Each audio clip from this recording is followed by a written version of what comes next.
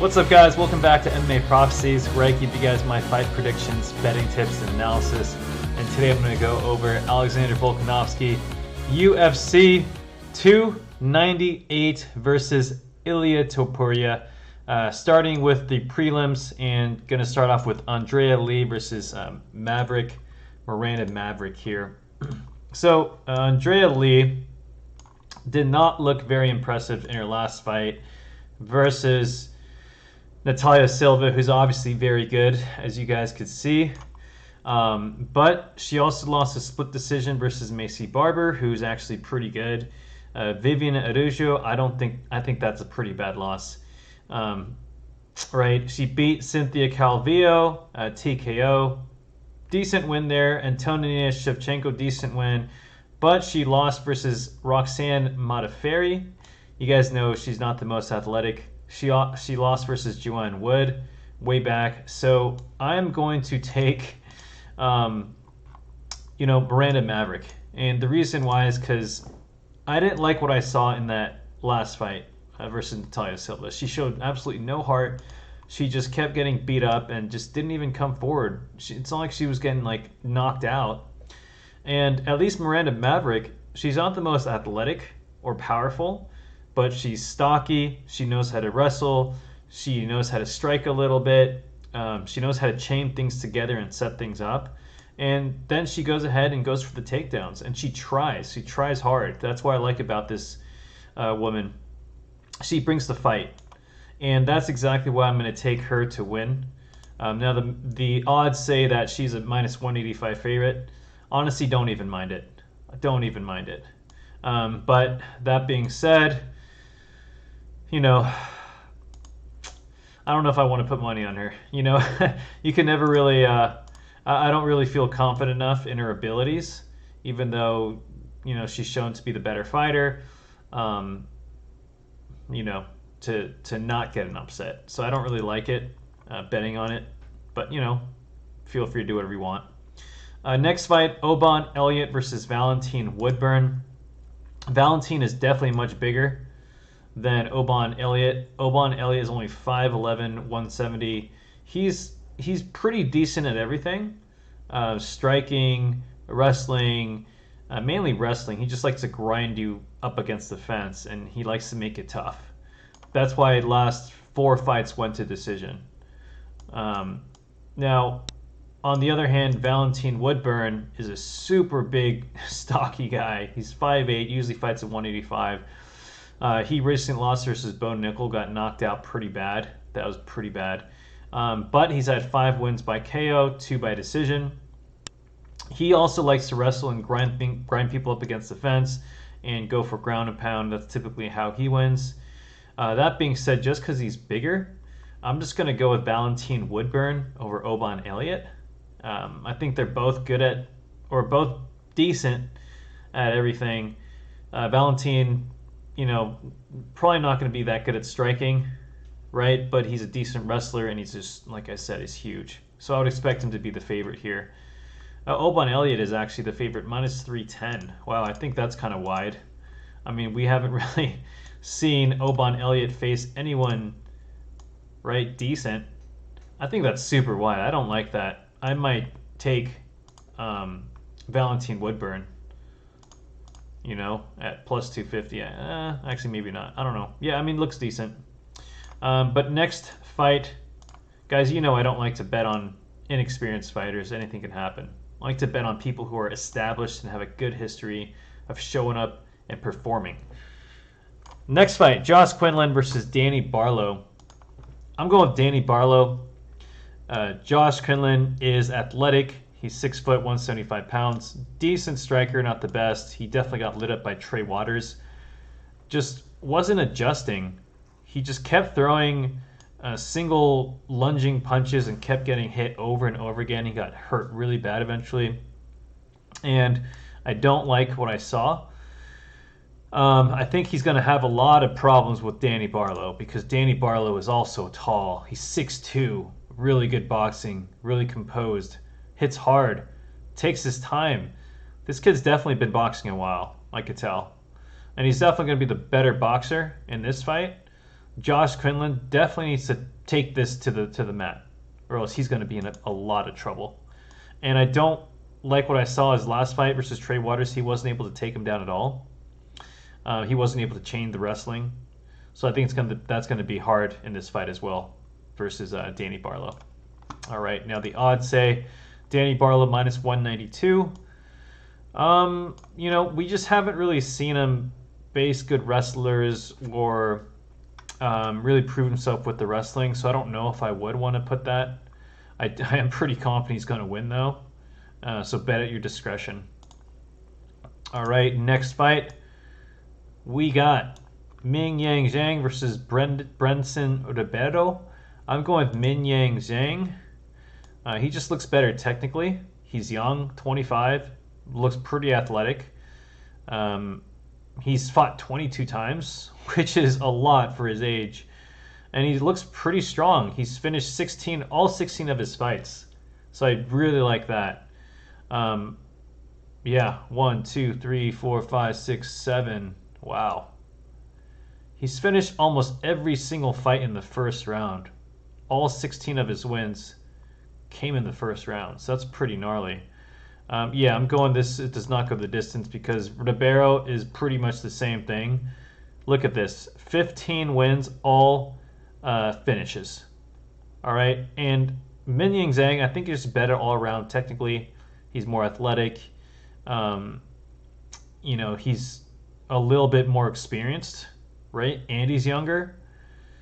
But Brenson is also really tough, and we don't know at what level of competition both these guys have fought at, so we really don't know how strong they are, right? I mean, it's a lot of fights, so both these guys are pretty experienced for their age. But that being said, I just like what I see from Min Yang Zhang more than Brenson. I think Brenson got some holes in his game, tends to leave his head open. That's why he's TKO'd two times. He's been finished 4 fights, right? So give me a Min Yang Zhang here. And he's minus 130. Again, I don't really know how strong these guys are, so I don't want to bet on either of them. All right, next fight.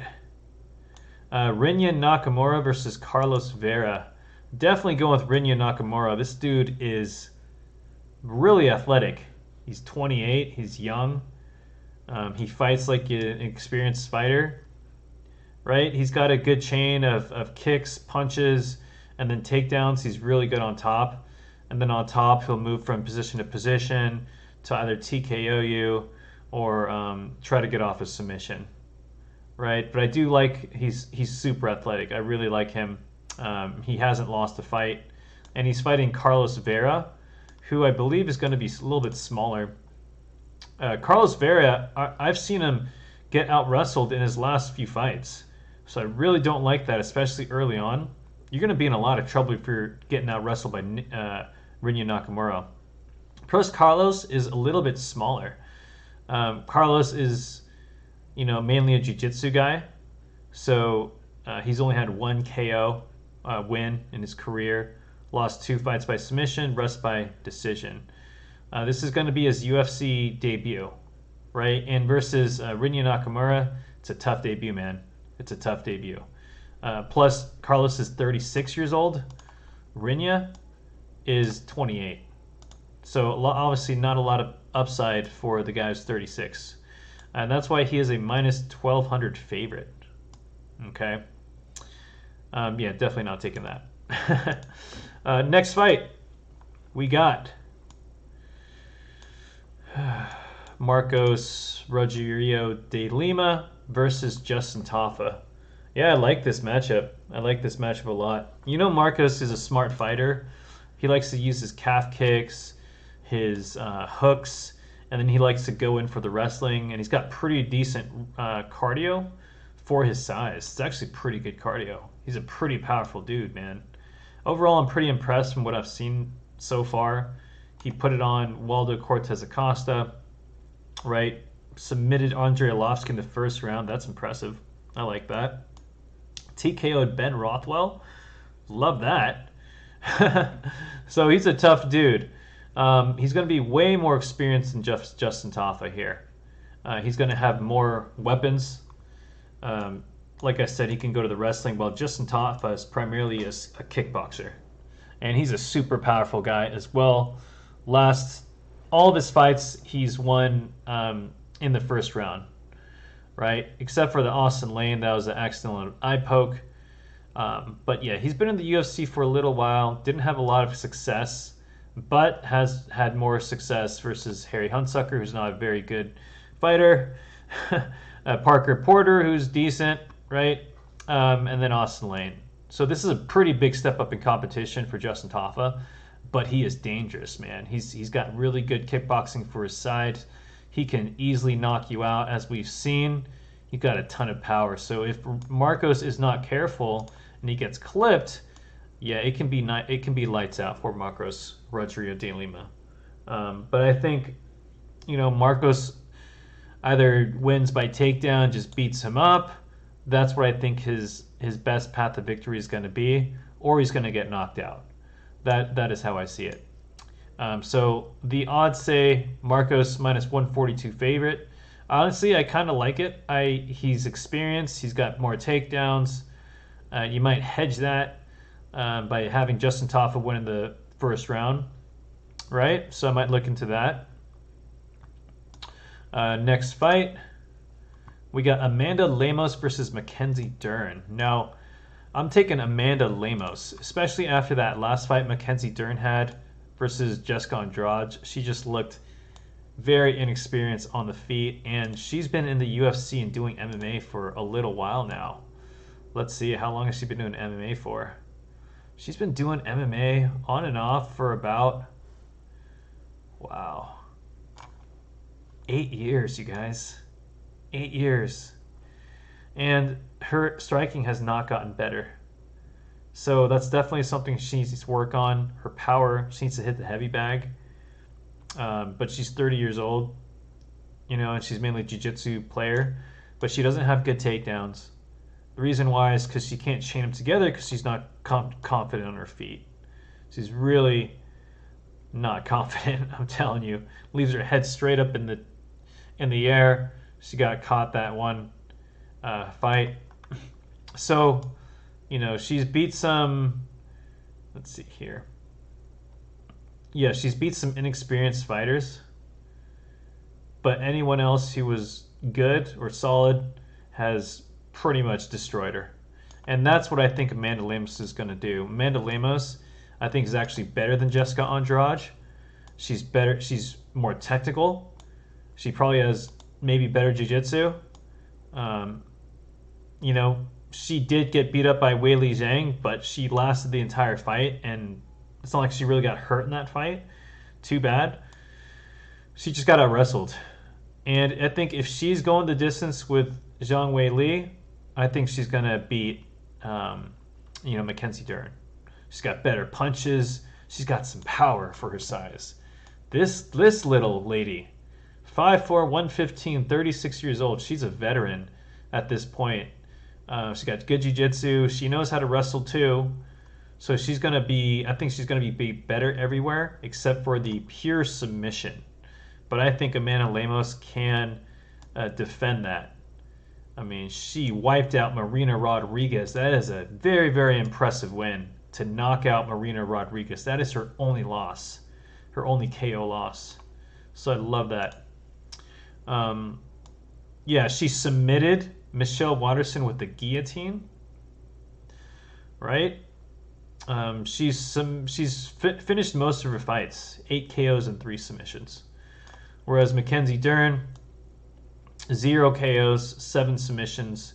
She hasn't won by submission in 1, 2, 3, 4, 5, 6 fights. So she's definitely struggling.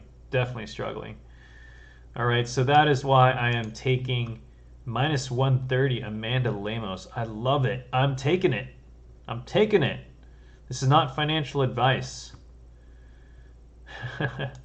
But yeah, that's how confident I am in Amanda Lemos. I don't understand that line. It doesn't make any sense to me after that last fight.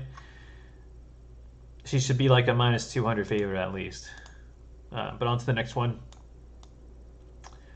All right. Oh, this is going to be such a good one. Anthony Hernandez versus Roman Kopylov. Wow. Who else is looking forward to this fight?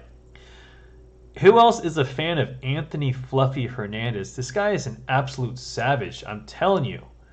I am telling you. This guy submitted Rodolfo Vera. I mean, by guillotine choke. He had that guy in all sorts of problems. If it was a jiu-jitsu match, Fluffy would have won and out-tired him. Right? He would eventually submit him. He's that strong. He out-wrestles everyone that he fights. He out-wrestled and out-powerbarred Marc-Andre Barriault. He was getting beat up by Edmund Shabazian in the first round, but then eventually just took him down over and over and over again. He's relentless. His pressure is impressive. Very impressive. So that is what everyone is looking at here. This guy is quite the fighter. Doesn't look athletic. Doesn't look the most skilled, but he's got some power. He's very powerful. Very deceptively powerful. I was really shocked when I saw that Rodolfo Vera. But he's going to have to be careful because he is facing an absolute striking master. Roman Kopylov, 11 wins by KO. I do not think this fight goes the distance, my friends. I do not think this fight goes distance. I think either Roman Kopylov catches Anthony Hernandez early, right? Or he gets completely beat up and pummeled on the ground. It's going to be one or the other. I think Roman Kopylov has to win by knockout or TKO, or else he's going to be in a lot of trouble. A lot of trouble. If you ask me to pick between a pure, very, very good wrestler and a pure striker with decent wrestling, I'm going to go with the wrestler. And that's why I'm going with Anthony Fluffy Hernandez. But Roman Kopylov is dangerous. That guy can box, very good combinations, very powerful, very quick. He's a warrior. This guy's been doing it for his whole life. He's 32 years old. Don't let this 12-2 fool you. He's been fighting kickboxing since he was a kid. And yeah, if he can survive Anthony Hernandez's wrestling, I would be impressed if he doesn't take too much damage. If he loses, honestly, it's not that bad of a loss, in my opinion. If he wins, wow, what an impressive win. This is a huge step up in competition for Roman Kopylov. And this is going to be the most dangerous guy that Anthony Hernandez has ever faced. 100%. This guy's the most dangerous guy. I love it. I'm so excited for this fight. I'm so excited. All right, next fight. Merab Dilishvili. Sorry, guys, I'm so bad at that. Versus Henry Cejudo. Let's take a look at the odds for Anthony Hernandez. Yeah, a bunch of money has been coming on Anthony Hernandez, minus 238. Yeah, I might take that and then hedge Roman Kopylov, first round KO or something like that. Let's ask back up. Oh man, I need some water here. All right, so Merab the Machine. I was really impressed by this guy's cardio in that 5-round fight versus Peter Yan. He dominated Peter Yan, you guys. He made Peter Yan not look very good.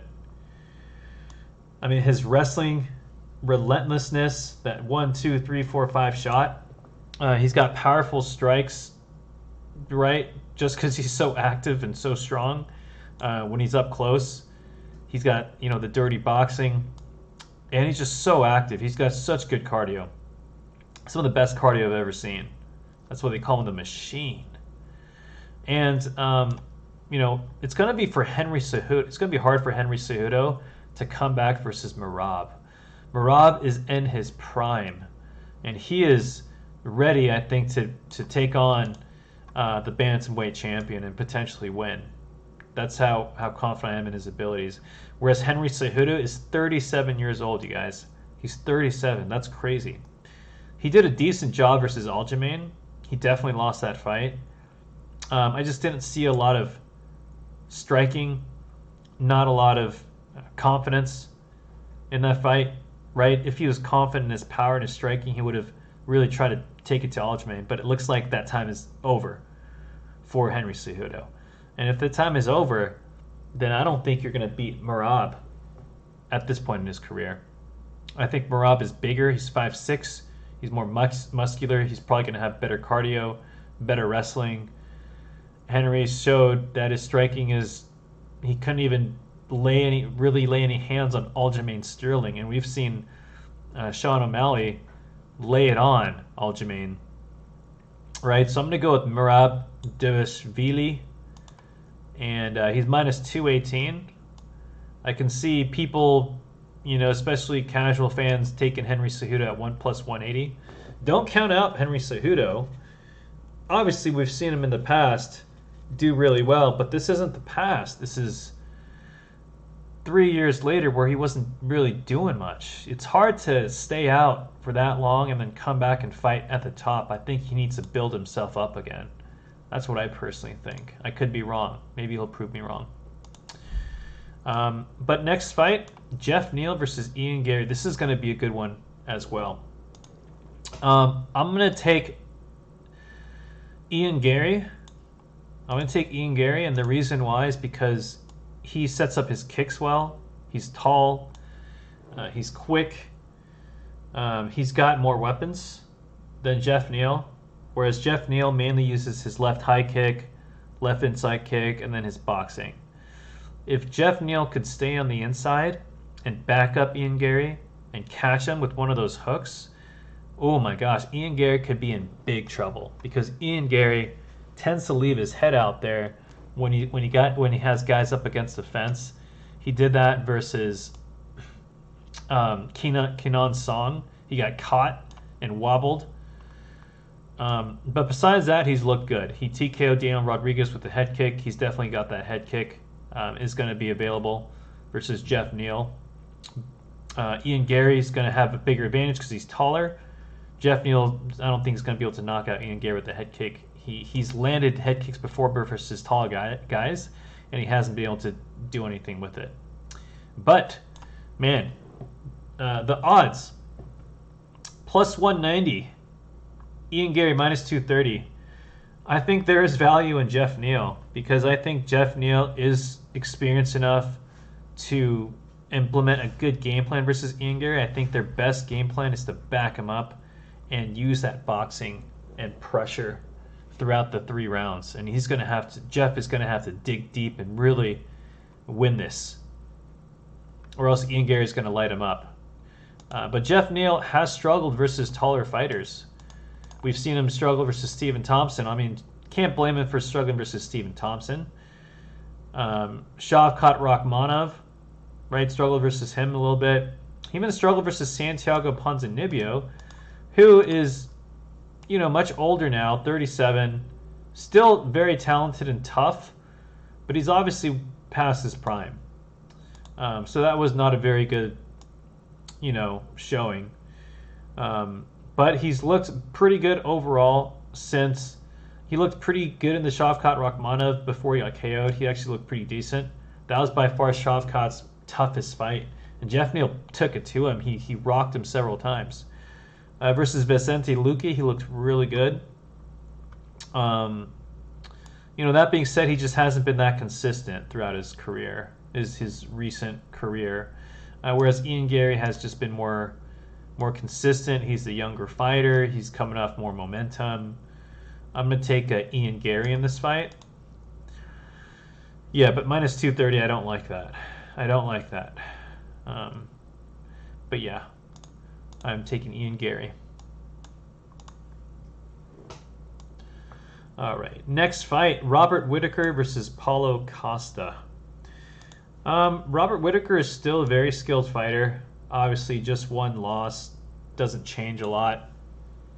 Good kickboxing, good movement, light on his feet. Not the most powerful, but he does enough to get by and win by decision. He's big enough and he's strong enough to do that.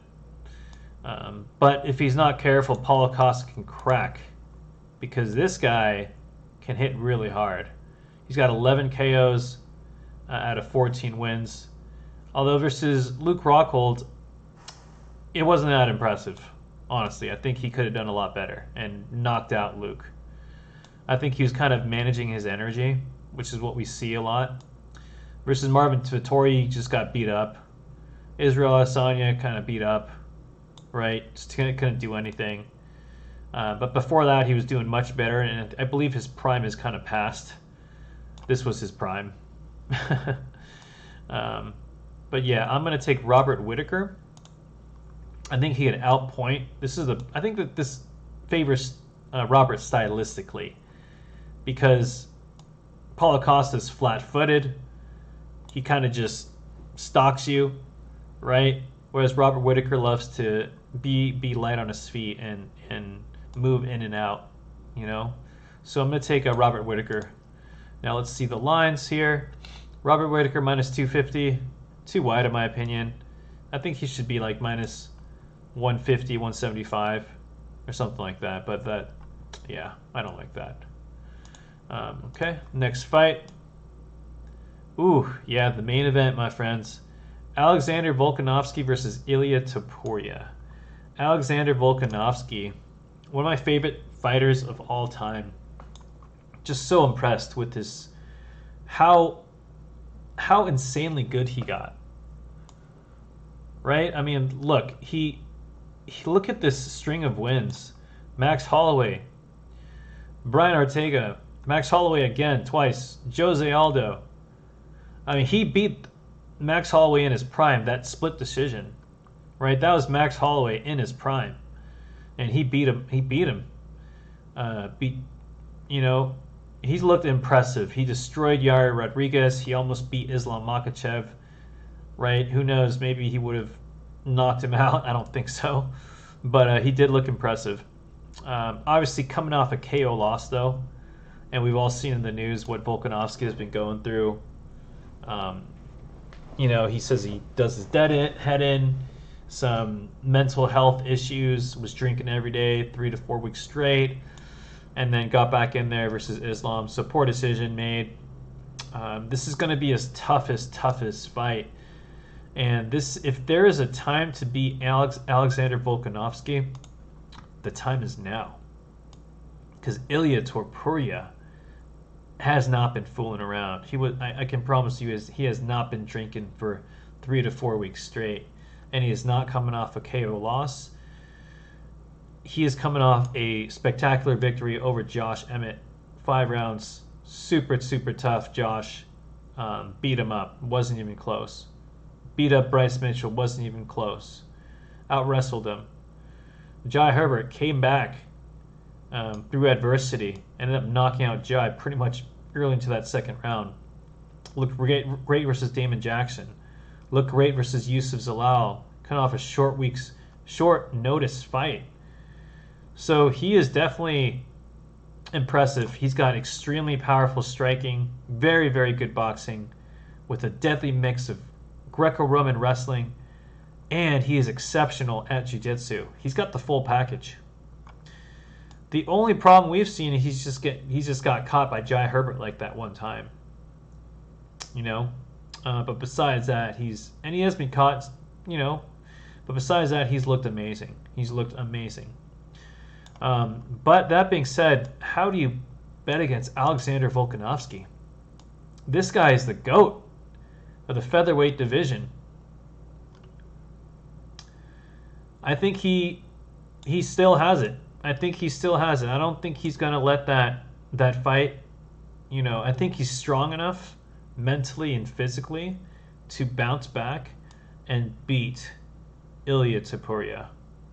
I do. Ilia Topuria is much smaller than Islam Makhachev. He's probably a better wrestler, right? And so I'm going to take Alexander Volkanovski. I think he just outworks Ilia in those later rounds. That 3rd, 4th, 5th round. I think Alexander Volkanovski is going to take over and put it on Ilia. This is going to be Ilia's most difficult fight and biggest test, and we're really going to see what he's truly made of in those later rounds. because Alexander is gonna go for the finish. He is gonna try and hurt this man, and he's gonna take it personal. Yeah, and you can and I feel like he's gonna be super happy once this fight is done with. But yeah, I'm taking Alexander Volkanovski minus 125. I mean, he's the featherweight GOAT. Honestly, I'm going to take it. I took it. I took it. Good luck us, my friends. Good luck us. Does this go under? I think if Ilya wins, it's by knockout or TKO. If Alexander Volkanovski wins, it's going to be in the later round. But yeah, I'm taking Alexander Volkanovski minus 125. Do I think the odds are correct? Yeah, possibly. They might even be. It's hard to say with everything that's been going on. There's an unknown of how Alexander is going to bounce back. That's the ultimate unknown. We know how Ilya Topuria performs and how good he is, but we don't know how Alexander is after a knockout because we've never seen him get knocked out. Last time he was knocked out was 2013 and he came back strong. So I'm just going to assume that he's going to be able to do it again. Okay?